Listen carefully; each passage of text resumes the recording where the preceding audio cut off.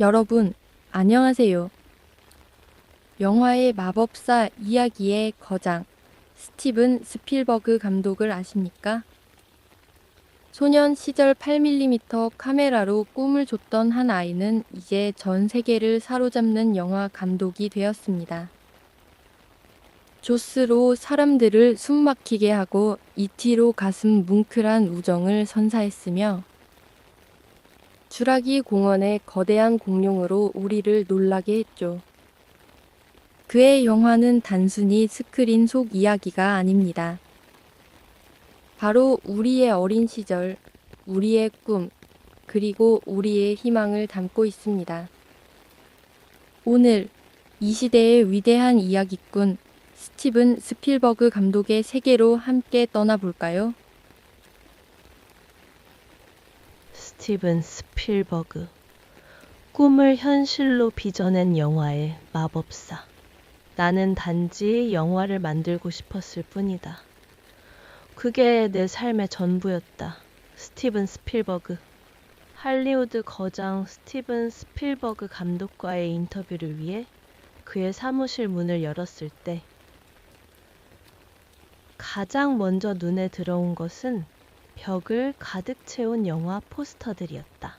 조스, 이티, 주라기 공원, 쉰들러 리스트, 라이언 일병 구하기. 시대를 초월한 명작들의 포스터들이 그의 영화 인생을 말해주고 있었다.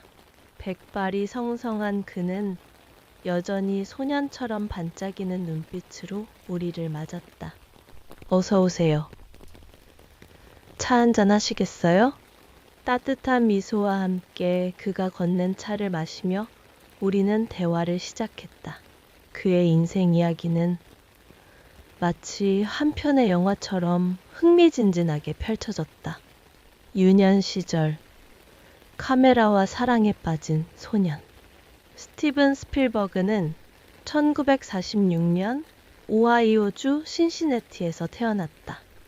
그의 아버지는 컴퓨터 기술자였고 어머니는 콘서트 피아니스트였다. 사남매 중 장남이었던 스필버그는 내성적이고 수줍음이 많았다. 학교에서는 친구들과 어울리기보다 혼자만의 세계에 빠져 지내는 것을 좋아했다. 그의 유일한 친구는 8mm 카메라였다. 기자, 감독님의 어린 시절은 어떠셨나요? 영화에 대한 꿈은 언제부터 키우셨는지 궁금합니다. 스필버그. 저는 아주 내성적인 아이였어요. 학교에서는 늘 괴롭힘을 당하곤 했죠. 그러다 보니 자연스럽게 혼자 있는 시간이 많았어요. 그때 제게 위안을 준 것이 바로 아버지께서 사주신 8mm 카메라였습니다. 카메라를 들고 집 주변을 돌아다니며 이것저것 찍었어요. 비행기 추락 사고를 재현하기도 하고 인형극을 찍기도 했죠. 저에게 카메라는 현실로부터 도망칠 수 있는 유일한 탈출구였고, 동시에 저만의 세계를 만들 수 있는 마법의 도구였어요. 그는 12살 때부터 직접 시나리오를 쓰고 배우들을 섭외해 8mm 단편 영화를 만들기 시작했다. 그의 첫 장편 영화는 13살 때 만든 40분짜리 전쟁 영화 탈출이었다. 이 영화는 동네 사람들을 대상으로 상영되었고 입장료 1달러를 받았다. 이 돈으로 그는 다시 새로운 영화를 만들었다. 스필버그. 그때는 정말 돈이 없었어요. 입장료를 받은 1달러로 새로운 필름을 사고 배우들에게 핫도그를 사줬죠. 그때부터 저는 영화를 만드는 데 드는 비용을 스스로 충당하는 법을 배웠습니다. 그리고 무엇보다 관객들의 반응을 직접 보고 들으면서 영화의 힘을 깨달았어요. 사람들을 웃게 하고 울게 하고 긴장하게 만드는 것이 얼마나 짜릿한 일인지 알게 된 거죠. 할리우드의 문을 두드리다 좌절과 성공의 교차점. 대학에 진학할 무렵 그는 영화학교에 지원했다. 하지만 2번이나 낙방했다. 남들이 보기에는 재능 없는 풋내기에 불과했을지도 모른다. 그러나 스필버그는 포기하지 않았다. 대신 캘리포니아 주립대학교 롱비치 캠퍼스에 입학해 연극학과를 전공하며 영화에 대한 열정을 이어갔다. 그는 매일 유니버설 스튜디오의 문을 드나들며 견학을 신청하고 영화 제작 현장을 기웃거렸다. 그러다 우연히 한 감독의 눈에 띄어 조연출로 일하게 되었고 20분짜리 단편 영화 엠블린을 만들었다. 이 영화는 유니버설 스튜디오 관계자들의 눈에 띄었고 마침내 7년간의 계약을 맺게 된다. 기자. 2번의 영화학교 낙방이 감독님께 어떤 의미였나요? 좌절하지 않고 계속해서 도전할 수 있었던 원동력은 무엇이었나요? 스필버그 물론 실망했죠. 하지만 저는 영화학교에 가지 못하면 영화를 만들 수 없다는 생각은 하지 않았어요. 오히려 내가 직접 부딪히고 배워야겠다고 생각했습니다. 저는 매일 아침 유니버설 스튜디오에 가서 영화 스태프들이 일하는 모습을 지켜봤어요. 스튜디오를 제 학교라고 생각했죠. 그때 만났던 많은 사람들이 제게 멘토가 되어 주었습니다. 그리고 저는 제게 주어진 작은 기회라도 놓치고 싶지 않았어요. 엠블린이라는 단편 영화를 만들 기회가 생겼을 때 저는 제 모든 것을 쏟아부었습니다. 그 영화가 저의 미래를 결정할 것이라고 생각했기 때문이죠. 블록버스터의 탄생. 조스와 E.T. 스필버그는 20대 후반 슈가랜드 특급으로 평단의 주목을 받았다. 그리고 1975년 그는 영화 역사에 한 획을 긋는 작품을 내놓는다. 바로 조스였다. 거대한 식인상어로부터 사람들을 구하기 위한 사투를 그린 이 영화는 전 세계를 공포에 떨게 만들었다.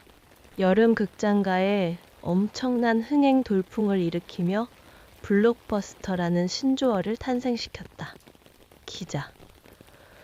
조스는 영화 역사에 길이 남을 작품입니다.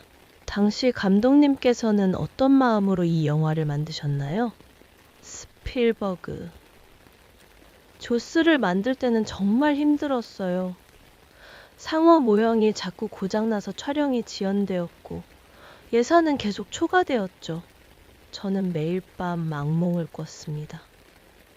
이 영화가 망하면 나는 끝이다라는 생각에 잠을 이룰 수 없었죠. 하지만 저는 포기하지 않았어요. 저는 이 영화가 사람들에게 공포와 스릴을 동시에 선사할 수 있을 것이라고 믿었습니다. 그리고 저는 스릴러 영화의 새로운 문법을 만들고 싶었어요. 상어의 모습을 직접적으로 보여주지 않고 음악과 사운드만으로 긴장감을 극대화하는 방식을 시도했죠.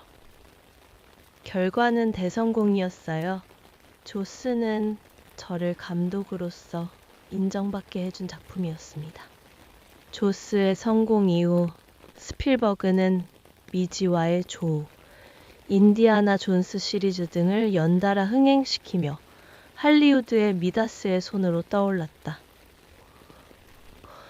그리고 1982년 그는 또 한 번 전 세계를 감동의 도가니로 몰아넣는다. 바로 E.T.였다.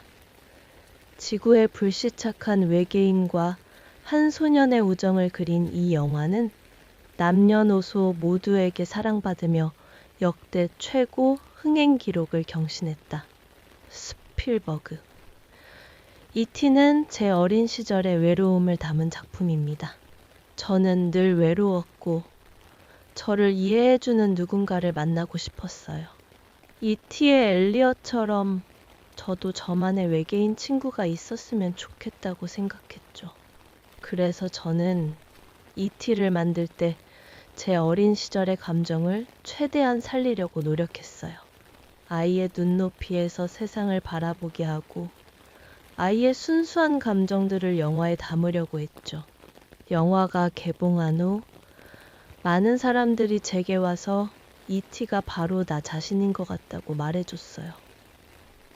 그때 저는 영화가 사람들의 마음을 얼마나 깊이 위로하고 공감하게 할 수 있는지 깨달았습니다. 새로운 도전, 진지한 이야기와 삶의 무게.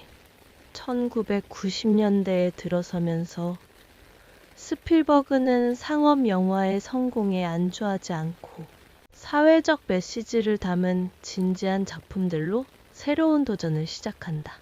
1993년 그는 홀로코스트를 다룬 영화 쉰들러 리스트를 만든다. 이 영화는 흑백으로 제작되었고 제작비 대부분을 자신의 돈으로 충당했다. 영화는 전 세계를 충격과 감동에 빠뜨렸고 스필버그는 이 작품으로 생애 첫 오스카 감독상을 수상했다. 기자, 쉰들러 리스트는 감독님의 필모그래피에서 가장 중요한 작품 중 하나라고 생각합니다. 이 영화를 만드실 때 어떤 각오를 하셨나요?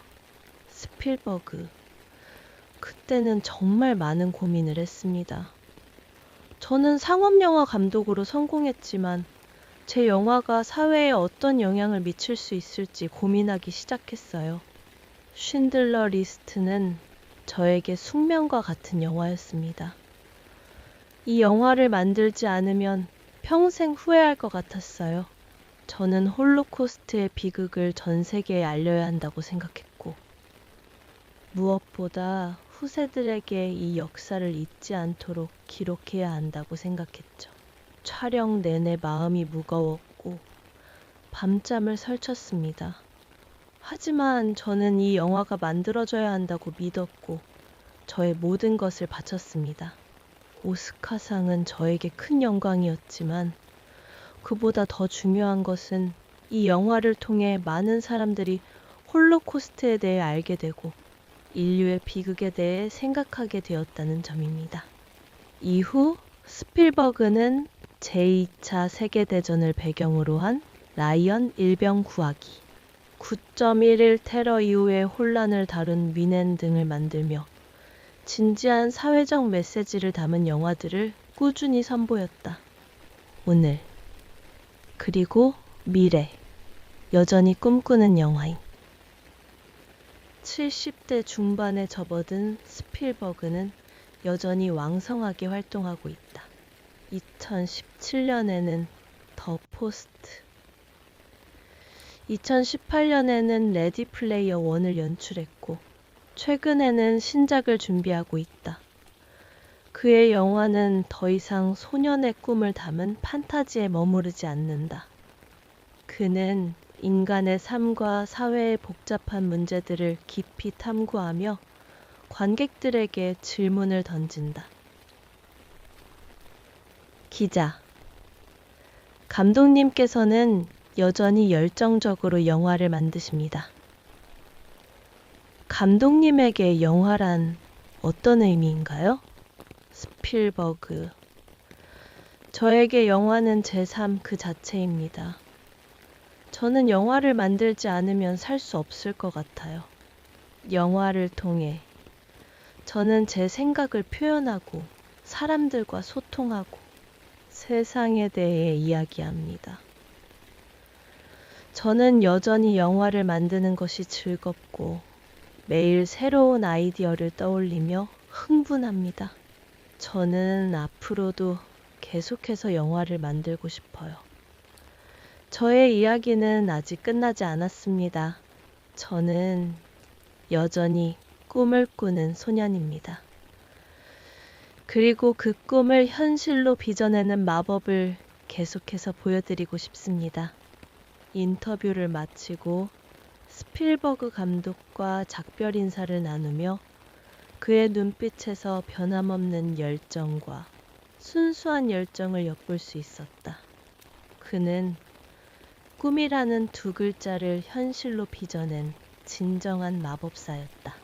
그의 영화는 단순히 스크린 속 이야기가 아니라 우리 모두가 한때 꾸었던 꿈, 그리고 앞으로 꾸게 될 꿈을 응원하는 희망의 메시지였다.